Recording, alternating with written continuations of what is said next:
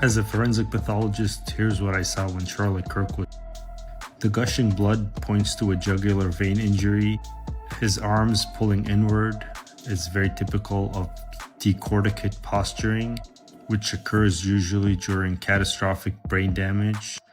At 200 yards with a rifle, which is what would probably cause that, bullets don't just pass through the neck, they would fragment and destroy everything in their path. With that kind of injury, he would have lost consciousness within seconds and survived for less than a minute and probably felt nothing.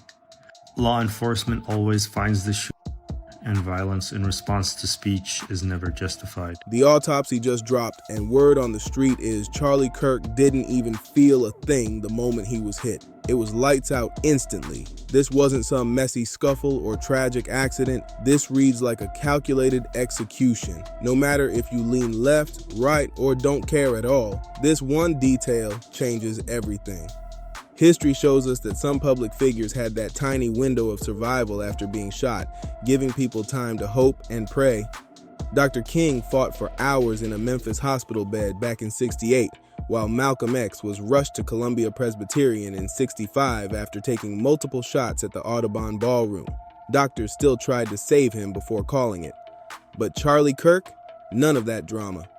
No last stand, no hospital bed fight. It was over before he could blink. The way this is being described, it wasn't chaotic at all. It was cold, precise, and carried out with the intent to finish him on the spot. Fatal trauma on impact, no miracle window, no slow fade, just gone in an instant. This doesn't sound like a wild shooting in the heat of the moment. This feels like a clinical takedown meant to drop him exactly where he stood. This ain't just silence, it's total shutdown. No chance to fight back, no last words, no dramatic hospital moment for the cameras to capture. That speed flips the whole story on its head and hands all the power straight to whoever set this up. Clean, surgical, and brutal. No witnesses left standing. That's exactly why Candace Owens and Trump are locked on this autopsy like vultures circling a fresh kill. If the report matches the whispers, they'll scream, it's proof Charlie wasn't just unlucky. He was hunted. The way he went out becomes the headline. Instant death, martyr status,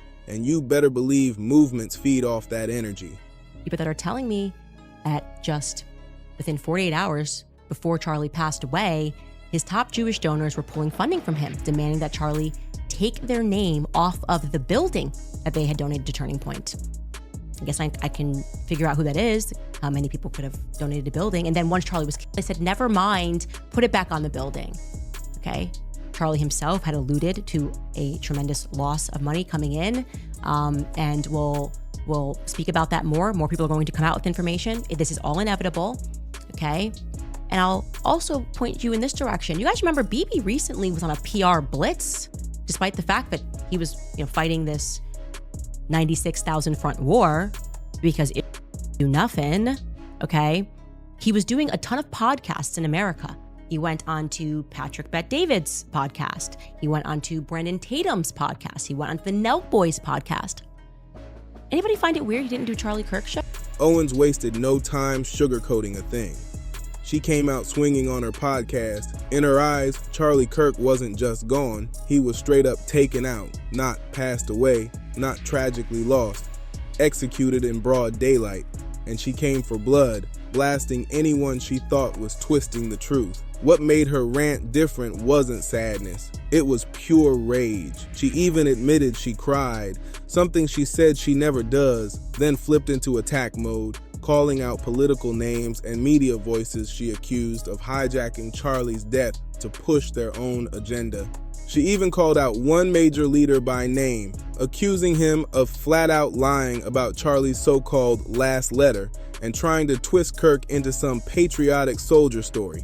Owens wasn't buying it for a second. In her words, Charlie was under insane pressure, cornered by billionaires and furious donors who hated that he gave a stage to voices they didn't want heard. That weight had been crushing him, and she claimed it all hit a breaking point right before his sudden end. Then Trump jumped in, and of course, he spun it into his own survival saga. I can tell you he didn't work alone on the internet because it seems that he became radicalized on the internet. That's just by watching same things that you're watching and hearing. It looks like he became radicalized over the internet. And it seems like he has wonderful parents, brought in a wonderful neighborhood, smart guy, great boards, great marks, great student. And then something happened to him over a fairly short period of time. It looks like he was radicalized over the internet, and it's radicalized on the left. He's a left.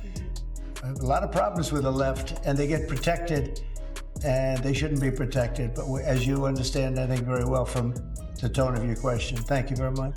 He framed Charlie's death as part of the same forces trying to take him out, warning his followers that what happened to Kirk could happen to him too. Next thing you know, he's branding Charlie as a martyr in the MAGA victim playbook.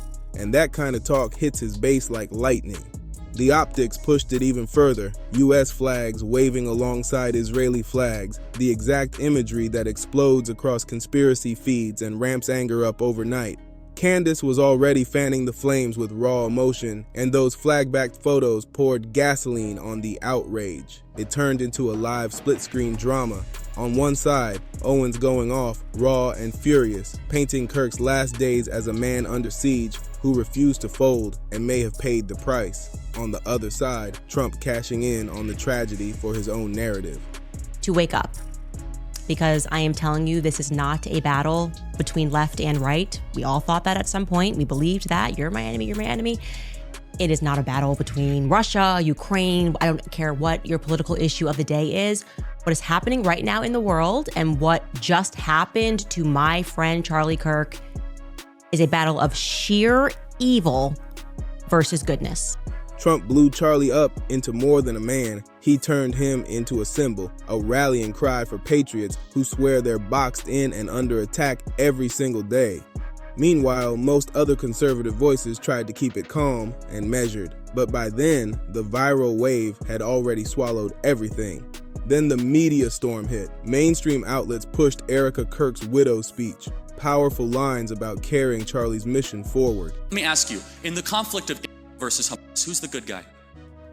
I believe both Hamas and the government are evil, but I think also that there is no justification. Are they equally? There is no justification for the mutilation of thousands of innocent people and children. The futile. Let's zero in on. There is no justification, Mr. Kirk, for invading hospitals, for innocent populations, and dragging out a war which is damaging and the West security. You've made that point, but it's not a point, it's a moral truth, isn't it? Okay, yeah. It was also a moral truth that the war started because 1,300 Jews were and 200 were taken hostage. And when you declare war on Israel, expect a firestorm in reaction. Let me finish, I let you talk. But online, it was Candace's rage clips that dominated, replayed everywhere. Her fire, her accusations, her promise to call out anybody who tried sliding into Charlie's spot. That's what broke timelines wide open. Owens wasn't just mourning, she was claiming territory. She positioned herself as the guardian of his legacy and dared any donor, ally, or politician to step up and challenge her. That's the spin war in real time. Trump elevates Charlie into a MAGA martyr. Candace crowns him a martyr for truth. And the public is left picking sides while grief mixes with conspiracy.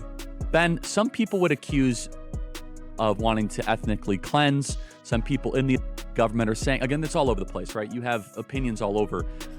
In your opinion, what would a good outcome 5 years from now be? And how does one respond to the claims of ethnic cleansing?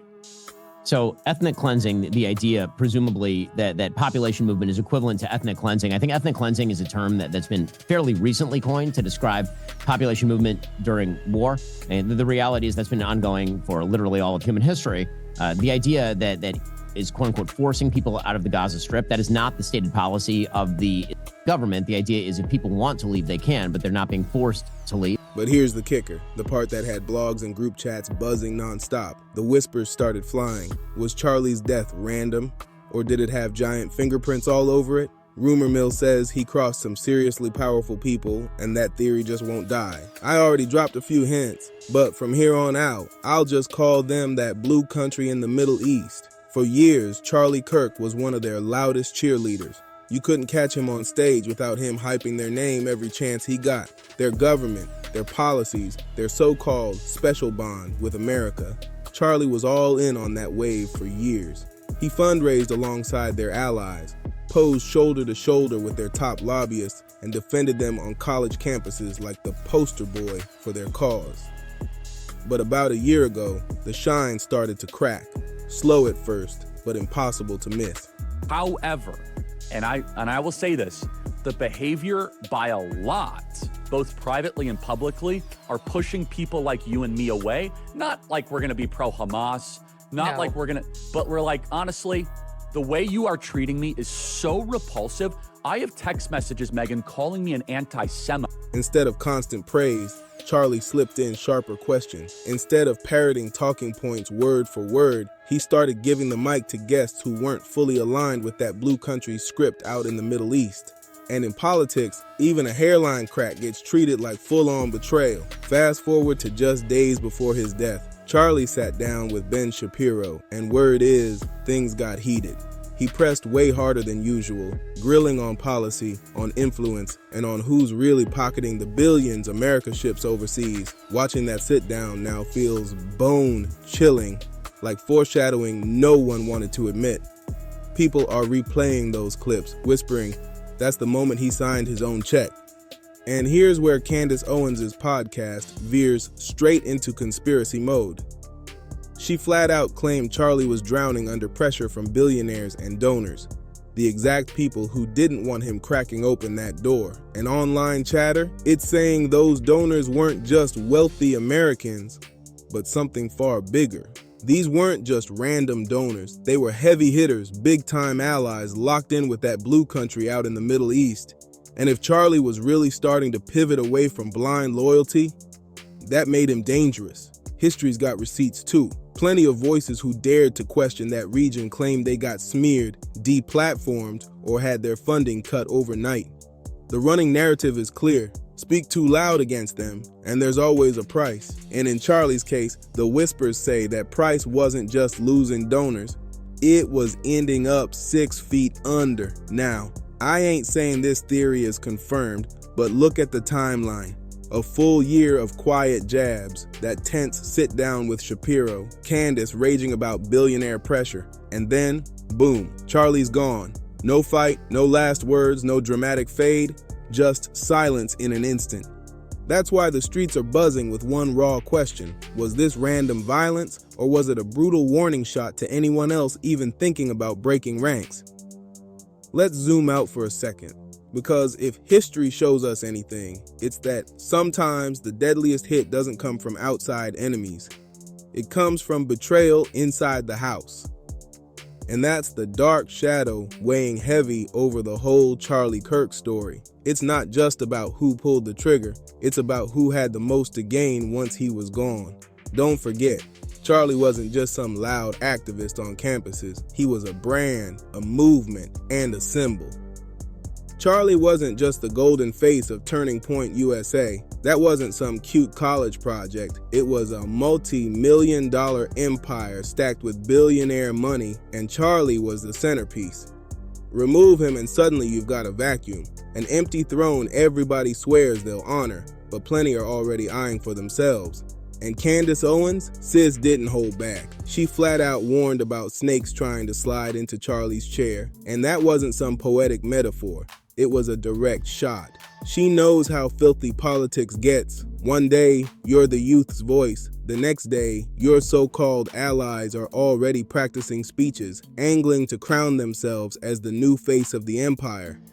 If you think that sounds too dramatic, remember this. Julius Caesar's downfall didn't come from enemies outside the gates. It came from the very senators he trusted.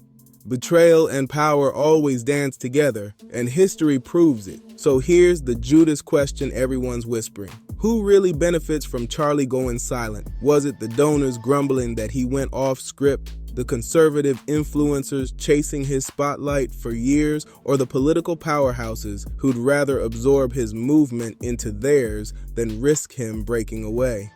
I'm not saying his inner circle plotted it, but the streets are side-eyeing how quick those vultures swooped in, circling the empire before Charlie's body was even cold. Now, here's where the timeline gets even darker. The body was officially found on September 9th, stashed in the back of that Tesla sitting at the impound, but neighbors swear the car had been parked outside for 2 full days before it was even towed in. Think about that. 2 days just sitting there, stinking up the block so bad the lot workers had no choice but to pop the trunk. Do the math and it points straight back to September 7th, Charlie's own birthday.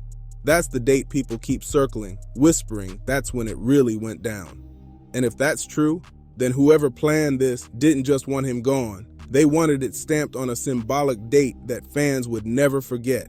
The details got the internet spinning wild. Was it pure coincidence or a calculated move meant to send a message? Because if the car sat there untouched for 48 hours before being dragged into the impound, then Charlie's end was quiet, cold, and hidden in plain sight while the world kept moving.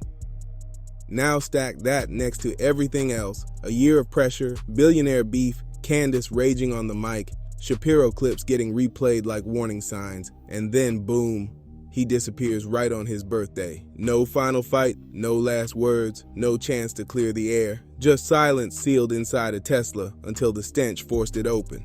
Turning Point leadership was already talking continuity like nothing even happened, while other MAGA figures dropped tributes that low-key sounded more like job applications than real grief. And then there's Candace, the loudest voice in the room. She swore she'd guard Charlie's legacy while making it crystal clear she's the one who knew the real Charlie best. But here's the flip, sis. What if there was no Judas, no billionaire plot, no shadowy allies pulling strings? What if this whole thing was just one man, one trigger, one split-second act of violence with no bigger scheme behind it? Even if that's the truth, in this world, it almost doesn't matter. Because perception is reality. Candace, Trump, and the whole movement already stamped it as an execution. And once that kind of narrative locks in, the facts don't stand a chance. The spin becomes history in real time, and the myth grows bigger than the truth itself. So what do you think? Was this a cold conspiracy or just chaos dressed up as legend? Drop your thoughts in the comments, and if you're rocking with Dripzine, don't forget to like, share, and smash that subscribe button for more stories just like this.